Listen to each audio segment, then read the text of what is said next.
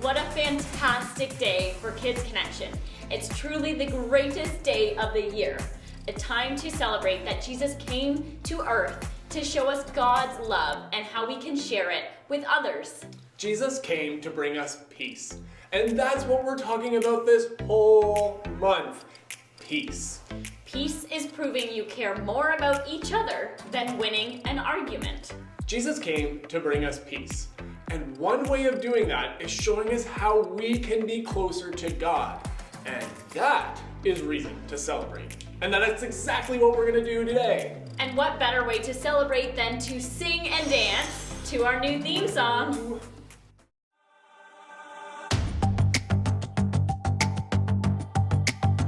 You're my courage, I don't have to be afraid.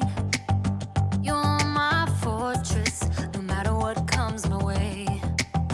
You're my treasure forever, yes, we'll be together always. Even when the days get harder, I know you'll rescue me. Even when the sky is darker, I know you'll bring me peace. You are my strength, you are my savior. Oh. Even when the road gets longer, I know you'll be with me. Even when the waves crash harder, your face is all I see. You are my strength, you are my savior. Oh. You are with me every single day. Through the darkness, oh, you lead the way. You're my treasure forever, yes, we'll be together always. Even when the days get harder, I know you'll rescue me. Even when the sky is darker, I know you'll bring me peace.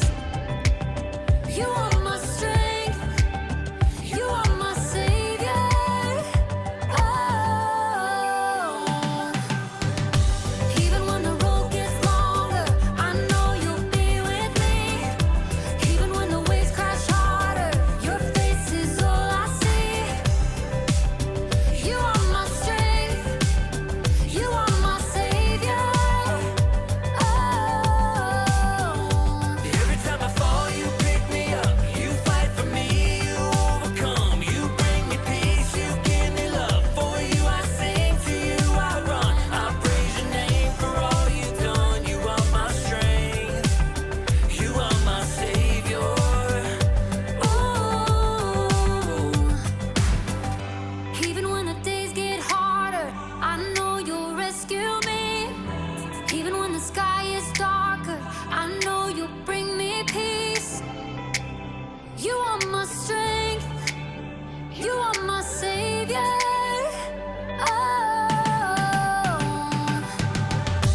Even when the road gets longer, I know you'll be with me. Even when the waves crash harder, your face is all I see. You are my strength, you are my savior.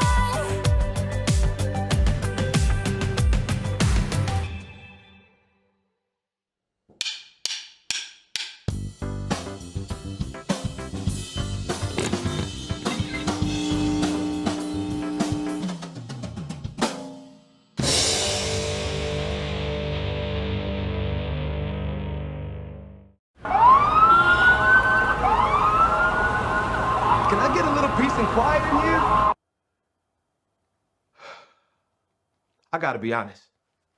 It's easy to think about peace as a bubble. Ignoring the world so that you can chill out and get a little you time. Or maybe you think of peace as a simple agreement. You do your thing, I do mine. Then we don't have to worry about each other's problems or the ways we're different from each other. Or you might see peace as a big, grand thing. General, this treaty officially ends all wars.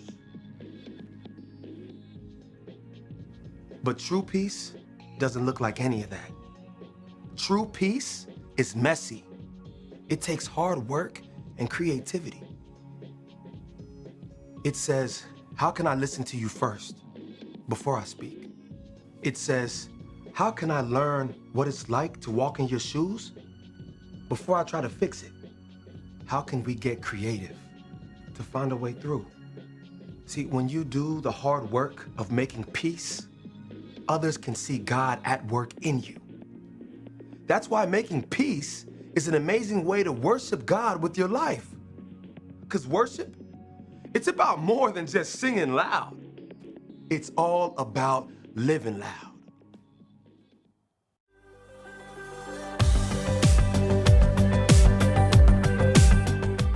Sometimes we talk about peace in ways that make it seem, well, easy. When life is stressful, we talk about taking a deep breath to find some peace. Or we say peace out when we say goodbye. Or sometimes maybe you've heard your parents say, I just need some peace and quiet. God always has a plan to bring us peace. And we can see that if we look at how he looks at the bigger story. In the beginning, God made a magnificent paradise, and everything was good. There was light, and dark, and land, and seas, and fish, and animals, and plants. This already sounds so serene and peaceful. And on the sixth day, God created man and woman, and then on the seventh day, he rested. What? I don't get days off. And wait, the world was made in 6 days? That doesn't seem very likely. Well, you have to remember that at the time that the Bible was written, people didn't understand the way the world works the way that we do.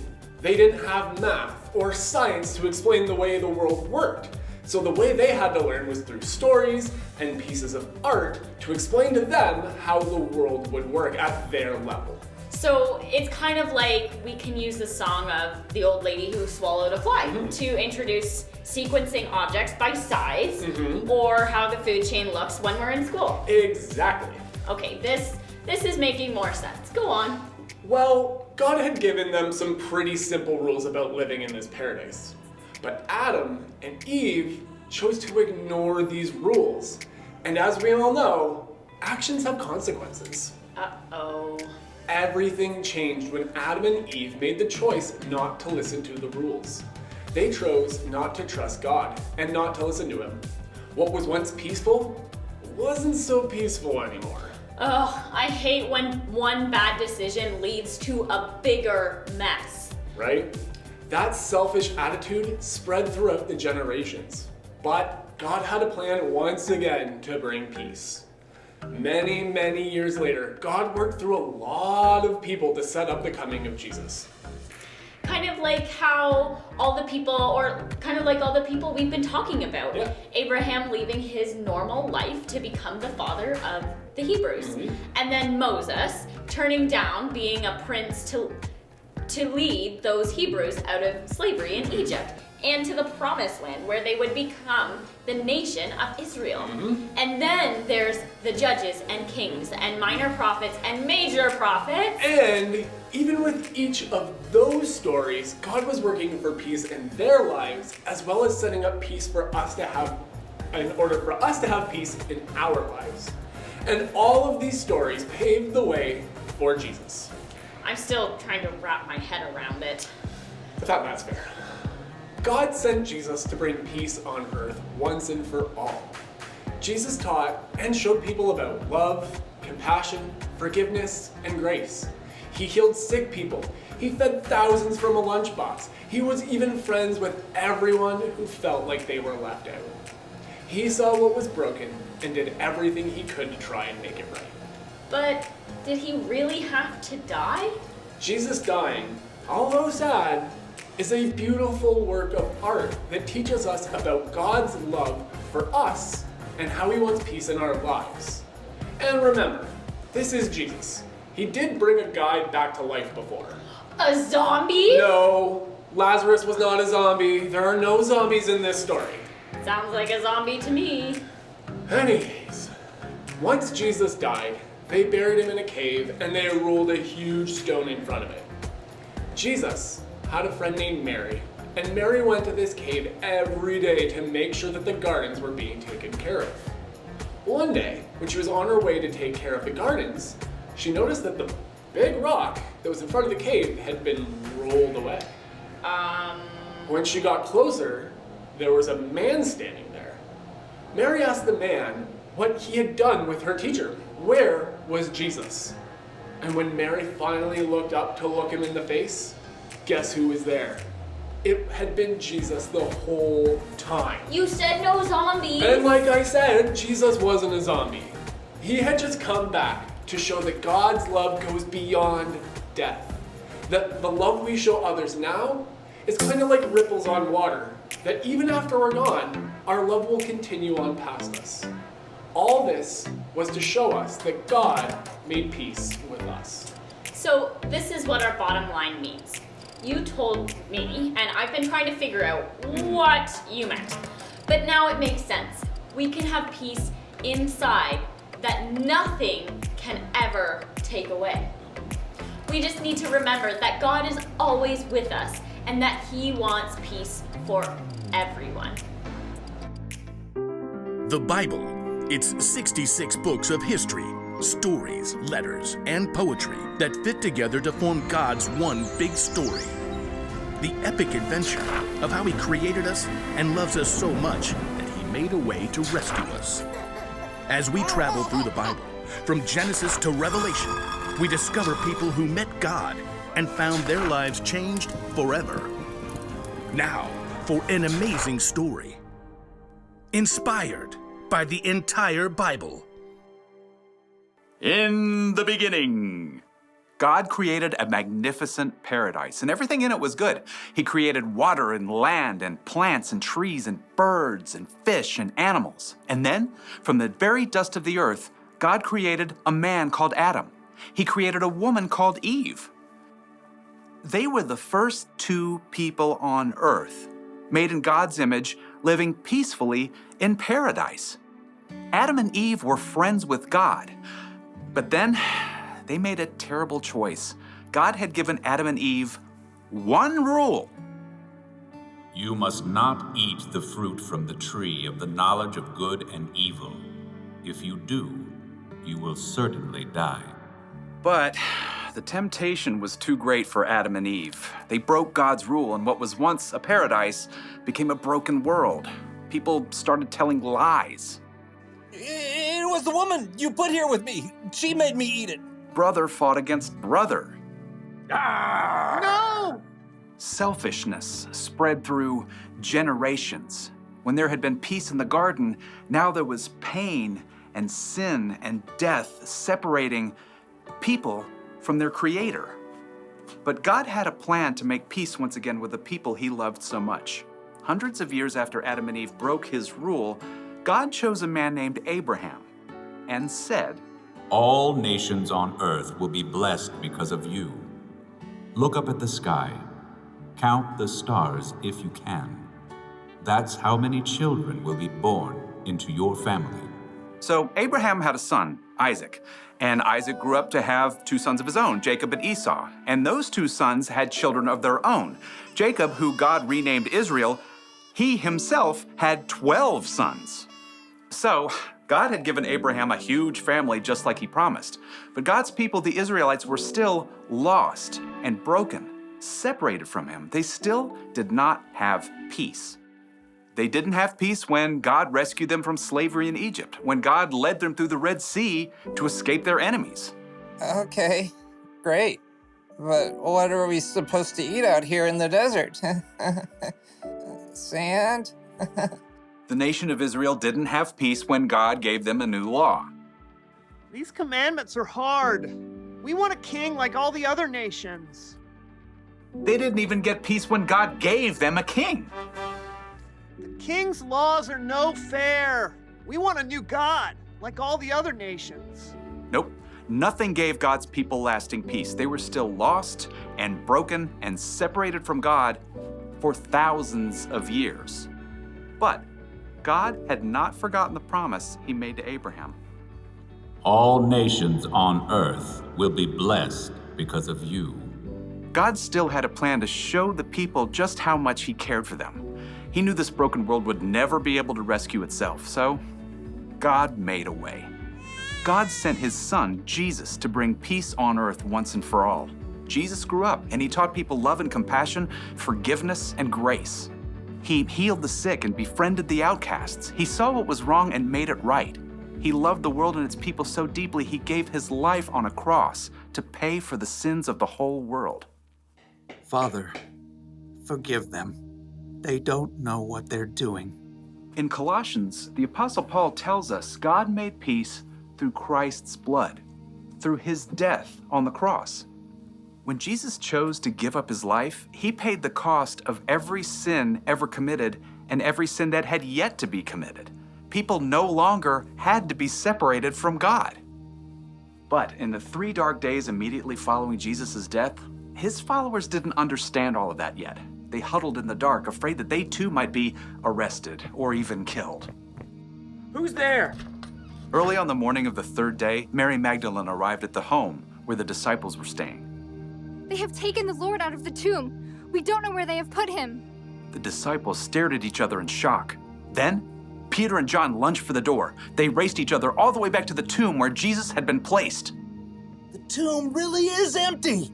There are the linen cloths they wrapped him in. Peter and John returned home, still uncertain and confused. And Mary Magdalene, who had followed them, stayed behind in the garden. And as she wept, she noticed a man standing nearby. And at first, she thought he was the gardener. Sir, did you carry Jesus away? Tell me where you put him. Mary. The instant the man spoke, Mary Magdalene knew immediately who he was. It was Jesus, alive again. Teacher! Overjoyed, Mary returned to the disciples to share the incredible news. I have seen the Lord. It was true. Jesus had come back from the dead. He's more powerful than sin, more powerful than death. And through him, we can have peace with God and work toward peace with others as God intended from the very beginning.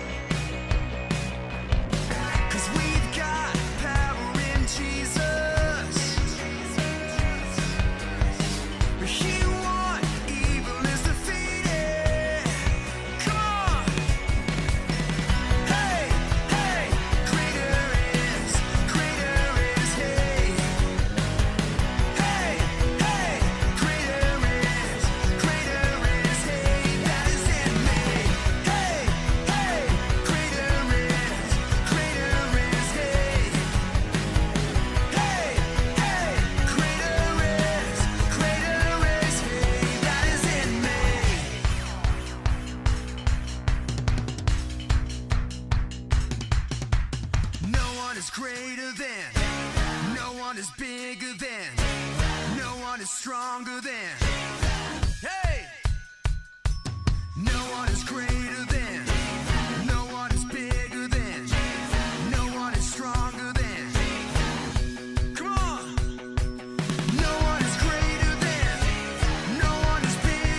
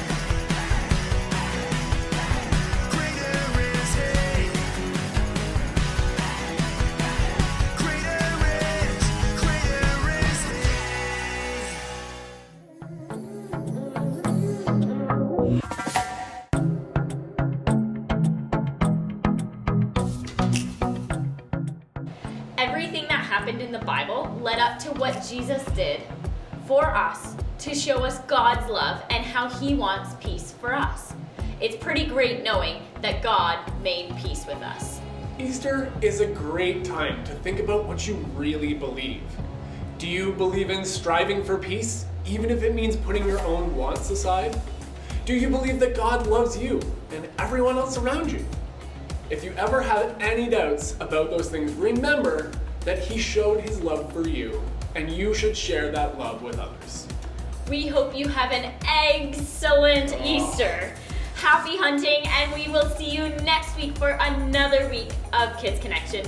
Bye.